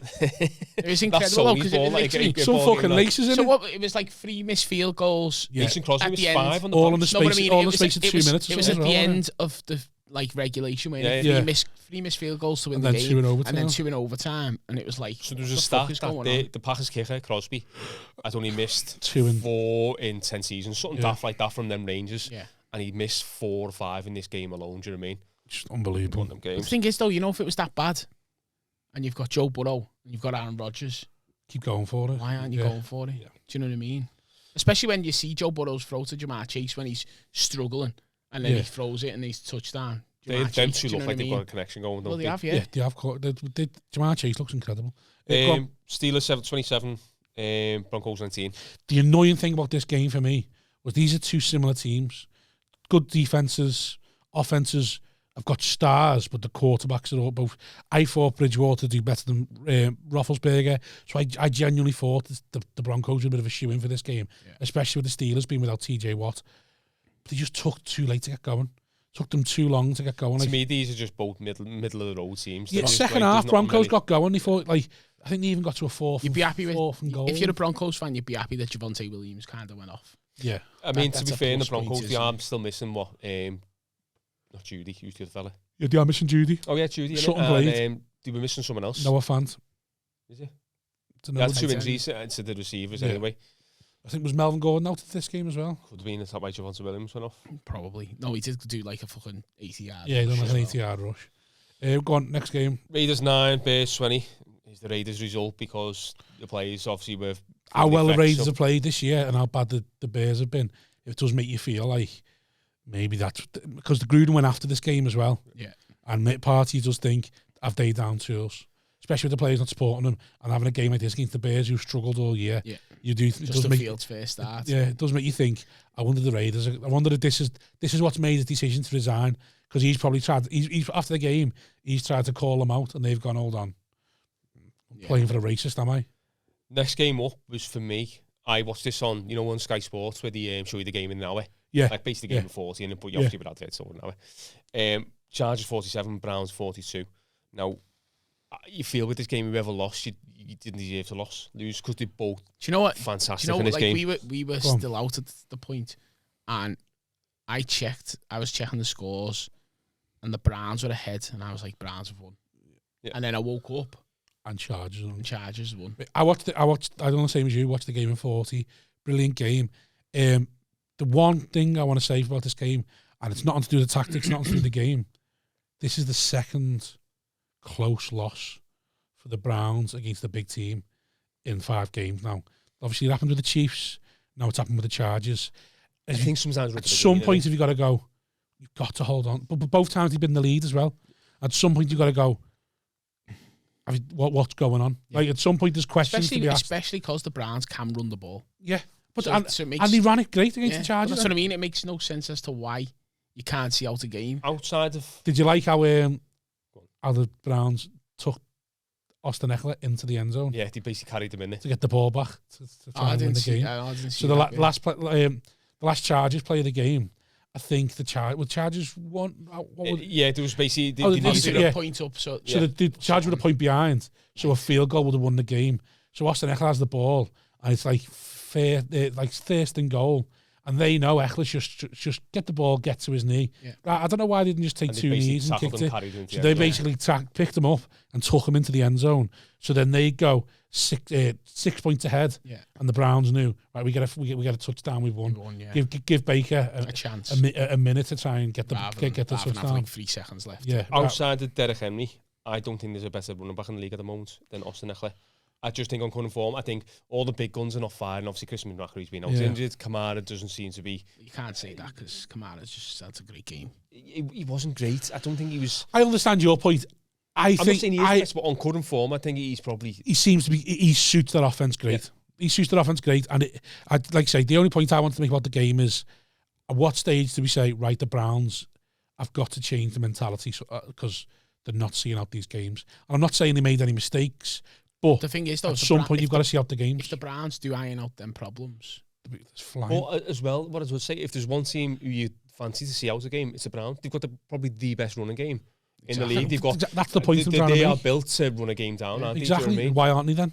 That's what I'm saying. At some point, you look at mentality, you look at coaching, like, because I don't think there's any, like, I think the Browns are great, especially I think they're the best team the Chiefs have played. It's the only decent game the Chiefs have played to come out with a win. Yeah. So, like, I like the Browns, but 2 big games, 2 big losses, especially with teams you're going to meet again in the playoffs. Next one up, Cowboys 44, Giants 20. For me, Giants hung around for a bit. Then did Daniel Jones went out? He went out with a concussion. Daniel Jones went out, didn't he? Because he was hanging around at that point. Barkley went out with it. With not a, so you can have a high ankle sprain, high ankle and low ankle. Do you see it? Barkley should have traded him. Just see it though. It was just one of them unlucky. So as he's running, the player is the opposition player stands on his ankle and rolls his ankle for him. Yeah. So it wasn't even his own fault. It was just a freak accident. Yeah, but some players just... what was it like last year with the high ankle sprain? Yeah. Just happened to be on the end, on the iron line. Some players just seem to have that. And he just seems to be coming back into the groove. You draft a running back 2nd overall, and then that, like, it's mad. Zeke went off again. Zeke's looking... He's looked fire. He's looked good. I mean... Because of Pollard, giving him less snaps. I think the defensive line... Comes in fresher. Offensive line's back in it as well. No, of course it does, but what I mean is, like, with Zeke only getting half the snaps they used to get, he's fresher for every snap. Maybe. So they're not having a 3-down running back anymore. Another interception for Diggs as well. But it was funny that stat about... Though, seeing it. Yeah. He's got the worst passing yards allowed. But, as you say, it's a risk to get the ball. That ball could be worth 7 points. Well, like, that's you look at that, right? So, how many points have the Cowboys scored off his interceptions? And then you go against how many touchdowns he's given. Is it the games are always won or lost on turnovers? Turnover battle, innit? Turnover battle's everything. Go on, next game. Cardinals 17, 49ers 10. I never really seen much of this game, to be fair. Trey Lance's first start, weren't he? Yeah, he looked alright, to be fair. Like, from a bit 49ers, a bit like the Seahawks. They hung around with the Rams a little bit, but eventually, in the first game, Seahawks in the first game, they hung around with the Rams a little bit, but eventually class shows through. I think this is the same. The 49ers hung around with the Cardinals. The Cardinals did go 10 points up, then 49ers claw something back, but in reality, I think no matter where that game was going to go, the Cardinals probably would have stepped up and won the game. Like they are just this year the better roster. And Hopkins made the cracking catch in this game. I've seen that highlight. Next one, when we just saw about turnovers, I think this would probably hit to kill the Chiefs. Chiefs 20, Bills 38. Yeah. Not taking anything away from the Bills' performance, but Mahomes was playing very unusual for him. There was turnover. I mean, two of them were sort of freaks. So one where Russo chases him down and he bats it down and he picks it up and then he goes. He doesn't chase him down when you say chasing him down. No, so you make it like Mahomes is rolling out the pocket. No, he's closing the gap. He's just snapping. Yeah. He's just going for him. Yeah. There was one where he threw it and I think it was Hill spilt it. Went through Hill's hands. Yeah. And then there was another one from a snap where the end, that was the other one. It hit his hand and it spun out and then it basically not wrong with the snap either. No, and they weren't all on Mahomes, but it's still a Mahomes stat against them. Do you think now that obviously the Chiefs are a bit rough at the minute, do you think it's Mahomes showing that a bit of adversity, he can't really deal with it?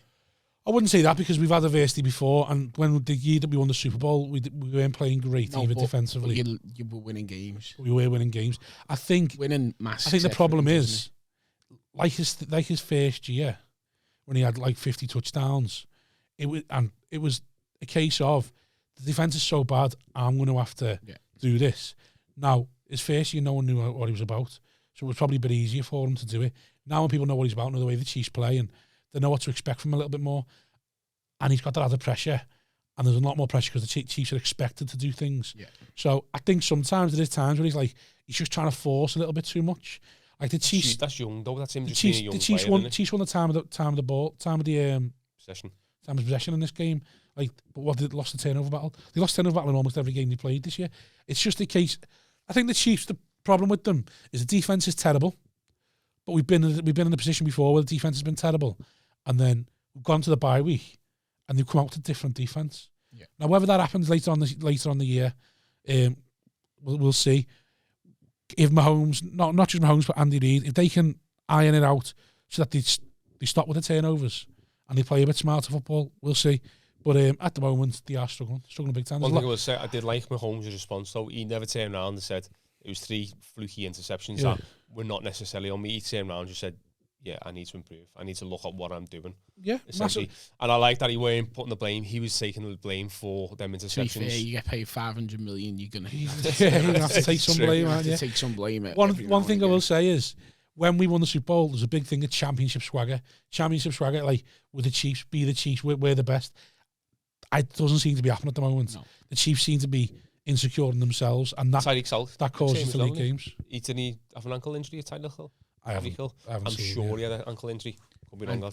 He's not out of my fantasy team. So when you look at when you're saying their championship swagger, and then you see Josh Allen hurdling Chiefs players, mate, he looked. Do you know what I mean? Do you see Mahomes' face on the sideline when he done it? It's the same thing. It's the same thing as when Mahomes was on fire. No matter what he done, the no-look pass. You're feeling yourself. Do you know what I mean? It all comes off, and Josh Allen's fucking...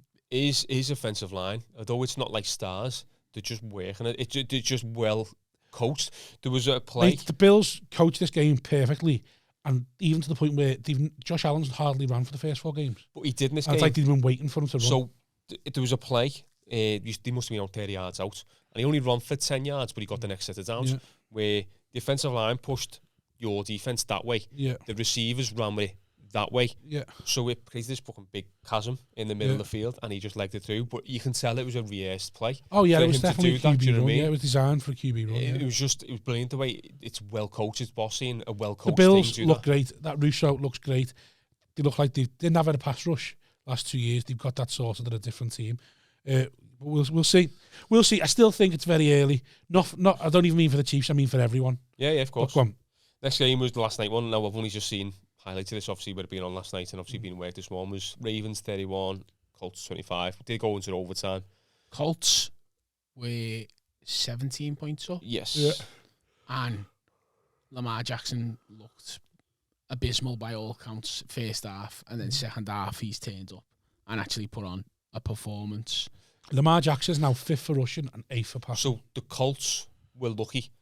So I was trying to get lucky or unlucky? Unlucky, because I was trying to get a bit of this in the game. There was a play where Lamar tried to run it in from 5 yards out, spilt the ball on like the 1 yard line.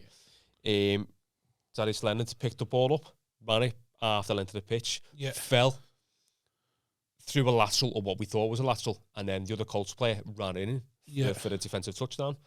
Everybody's like, yeah, all that stuff. It looked like it killed the game, because I think they would have went about 15 points up by that point, or something, I think it was. Then it got called back, and the ref said he threw past it forward. And I thought it was an unlucky call, because it looked like he passed it sideways as he fell. Yeah. Do you know what I mean? Yeah, I think I've seen that play, and I think it's more his body motion, because he goes like that, doesn't he? It looks like he's leaning forward, but passing it. Yeah. The thing for me, like I said to, it was you, wasn't it? I said to Rob before, I woke up this morning to feed the baby, and I just turned Game Pass on to see if it was still going. Yeah. And there was like 3.5 minutes to go. Now, the Ravens, Jack Doyle for the Colts slams one of the Ravens players to the ground when he's already on the floor. So he just gives him a little shove while he's on the floor. As soon as he gets back up, Ravens player loses his head, jumps up, pushes him. And it's like, it'd be like far pushing you. Yeah. Do you know what I mean? Yeah. Like, there's no size in it, like, and Jack Doyle just goes down like a fucking heap of shit. Yeah. Flag. And then it's like, you've just fucked up. You've just cost yourselves big time, because they did cost everything. How many yards did he get pulled back for that? Well, no, the Colts moved the ball. Yeah. So the Colts were like, ended up with a first down. Yeah. And it was like, Colts are going to win the game. Colts are going to kill the clock and win the game. However, it didn't turn out like that. And it went to overtime, and then and then the shitty overtime rule kicked in. What first thing to score? I hate it. Should be given a shit rule. One opportunity each to do it. Yeah. I think the other thing. Anyway, doesn't matter about that. That's a discussion for a different podcast. You know, you said about Mahomes, and you liked what he come out and said. I liked what Frank Reich come out and said, and Carson Wentz come out and said. Carson Wentz, like, we've got to have more killer instinct. That includes me, even though it was probably the best game that he's played for the Colts. Like, you can't really blame him. Frank Reich come out and said, we've got to be better, and that includes me. And if I had the game, I made the mistake. We were on 4th and 1. I punted it. If I'd have kept the ball, we keep the ball, we run the clock down, we win the game. And he said, I bottled it. That's on me. I've got to do better. I've got to do better coaching. And I like that. Like that he called me up and went, yeah. I still don't know how teams don't run it on 4th and 1. Also, I'll never get that. Blankenship missed a field goal. Yes. And Blankenship missed a field goal. Yeah. Kickers matter. But he's all right, Blankenship. He is, He's quite consistent. However, you need a perfect kicker. You get a perfect kicker, you win more games than you lose. Justin Tucker. You know, it's a fine one. Well, you're free and able. I am. Well, I don't know if I'm able anymore, but I'm definitely free. Right. Free for a trial anyway. So moving on, let's do some fancy updates for our listener league. We've got locked in, by the way, Rob. Have you? Yeah. Just to check how much you beat me by. Have you beat me? Oh, we didn't even play. Didn't even play, yeah. So it was all bullshit from Mark. It was all bullshit. I thought I played you, but it wasn't. It was because Far's got his fucking stupid name as basically a dig at you. Can't give me a fucking shallacking. Right. Anyway, the league at the moment, we've got obviously can't see it on the thing. Eskimo Brothers first, which is... I got slapped by them, I think.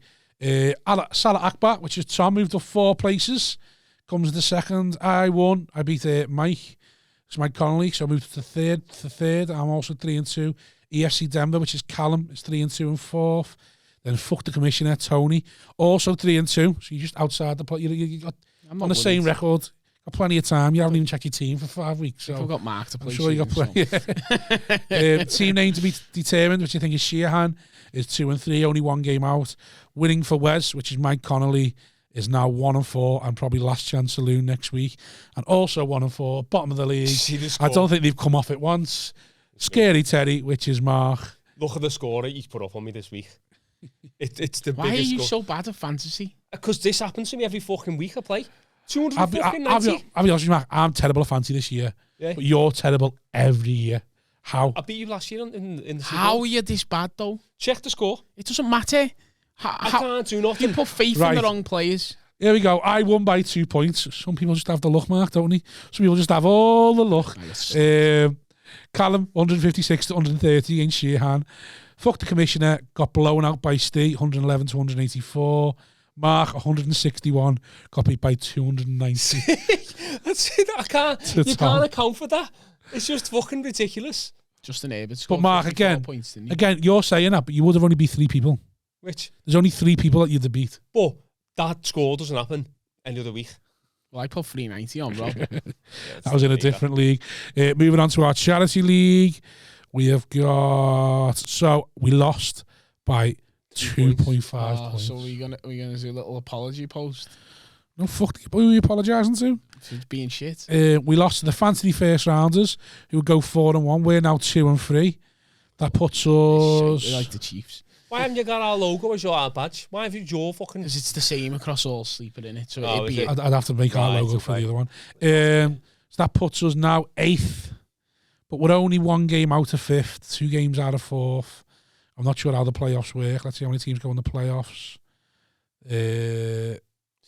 6. No, there'll be 8. It'll be 8, won't it? 2. No, because you get buys, so only 6 going to the playoffs. So 6 teams in the playoffs. So we're only 1 game out of being in the playoffs. Right, it's on your head anyway. You picked the team, so... Yeah. So the fancy first rounders, well done on your victory. But as always, you can go fuck yourself. You're not going to put up our one? Just so everyone can have a little look? No. Shit. I haven't even prepared anything to say to these. What can I wish badly on them? No. Let's not go down They missed that the train route. on the next time they're getting it. Let's not go down that route.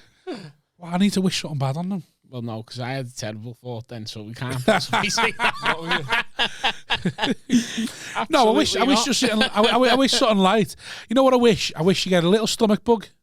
Just a little stomach bug. Not COVID. Don't always get COVID. Just something like you know the way the colds are going around, but it's not really a cold, and you're feeling a bit icky. You feel it horrible. And then I hope you start feeling better about it Sunday, and you think, oh, I know, I'll treat myself and watch all the Sunday games and stuff like that, and then you just start getting the shit because you think you got over it. You try and do a little bit too much, and it comes back on you too quick. So I hope you spend Sunday on the bog, you rats. But anyway, thanks for the game, fancy first rounders. Good luck. Hope you're happy. Moving on. Should we look at the games for this week? Yes. Again, Mark, get the games up, please, so we know there's any games that I have left out. Or, I say I've left out, any games that we don't have book for. First game, Thursday night, Philadelphia Eagles against Tampa Bay Buccaneers. Can't see anything but a Buccaneers blowout here. Same. Yeah. Let's see what the handicap is. Look, I haven't got a handicap there, have you? Surely there is. You see a handicap there? No. Looks like we're not doing that this week. No handicaps this week. Anyway, I can't see anything but a Buccaneers blowout. Jaguars V Dolphins, which again is the Spurs game, the London game that we'll be at. Dolphins. Jags are at home. Dolphins are favourites. Dolphins are favourites 1-2. That looks to me it's going to be like a 1.5 game, something like that. Oh, nah. You reckon? Yeah, it'd be like 7. Interesting. Not for 1-2, 13-8 maybe. I don't know who I fancy.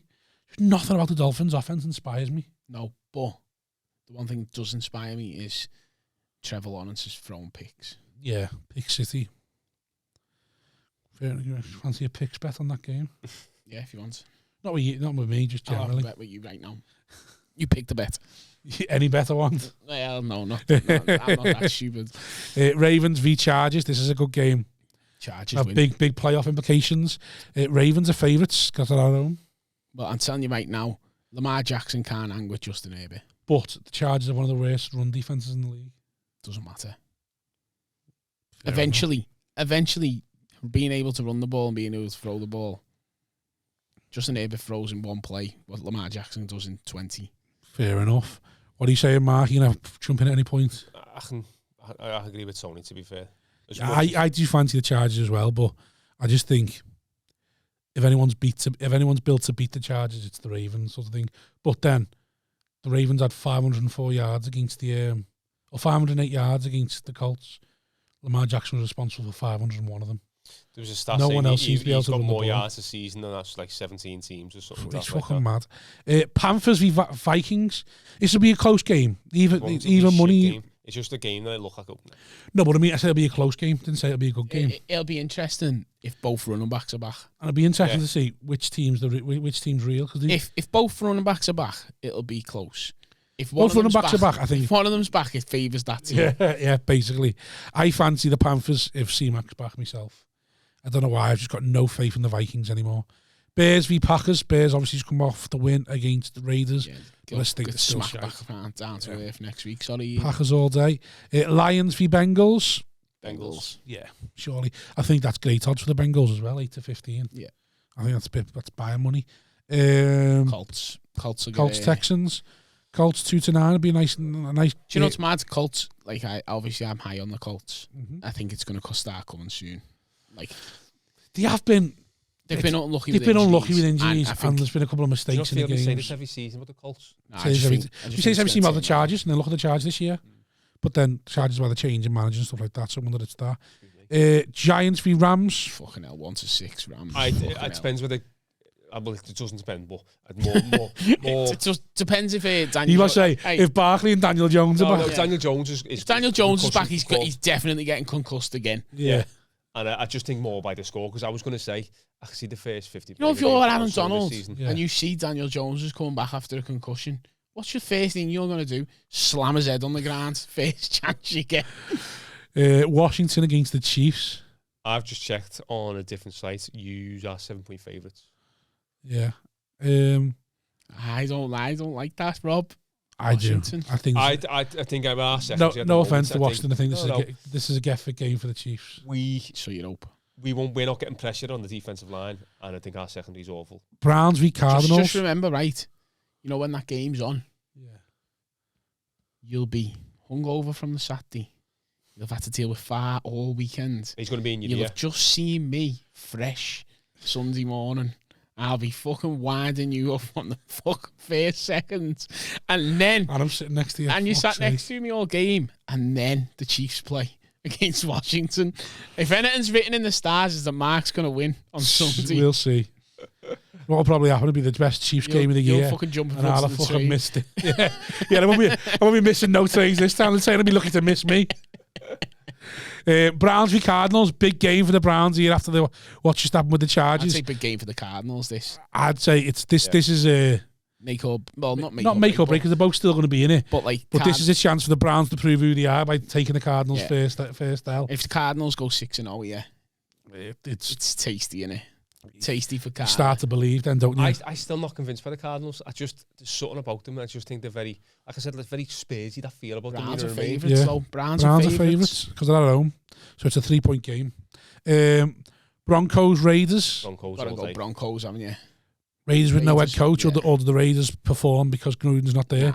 It's a case of the Raiders players turn up and be like, he was the problem all along. No. Patriots Cowboys. Cowboys, sure. Look at that odds and Cowboys 1-2. That's fucking that. I don't know why there's so much faith in the Patriots. I don't, especially after the performance against the Texans. Is it maybe because they're at home? I don't know. But to me, I would take that, and get yourself a nice little double. The Bengals and the Cowboys, I just think it's a lovely little double there. Just add the Rams in because they're a banker. Yeah, but it's the fact that 1-6. Yeah, but what does it go to? 13-10 to what? 13-10 to 1.68. What about the Colts and Texans? What? Add the Colts and Texans, see what that goes to. All right, man, we're not doing everyone's fucking bets. 16 team. Colts and Texans. Oh, yeah, add Colts and the Rams. 2.28 for a 4-team. Steelers, Seahawks. Steelers heavy favourites. That's because there's no Russell Wilson. Steelers at that price is a fucking bargain. Do you think so? Yeah. No Russell Wilson. I don't know. Look at that next game. And then Titans, Bills. 2-5 for the Bills. I think is another great one. So I'm taking that. Them three, 2.22. Little treble. Bills, Cowboys, Bengals. Go and get yourself. And just a little heads up. If Dolphins lose to the Jags, I won't be here next week. Well, I'm not here next week. I've already said that next week. Fuck off. You can't not be here then. Tony Mark's on here. I've already said do it on my own. I did say like last week. When? Do you want me to pull it up? He did say the 19th. He's not here. Oh, I'll let you off then.